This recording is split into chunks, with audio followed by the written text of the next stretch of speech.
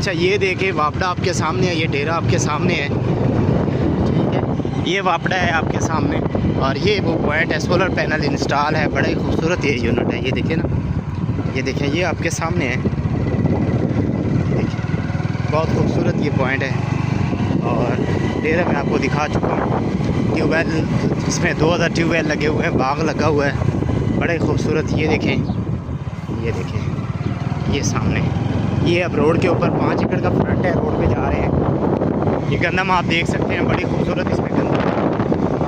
और वेजिटेबल्स वगैरह वो भी आपके सामने है। ये देखें एक ट्यूबवेल ये आ गया है, ये और एक जो है वो दूसरी साइड पे लगा हुआ है। ये देखें बड़ा ही खूबसूरत ये यूनिट है जनाब, ये आप देख सकते हैं।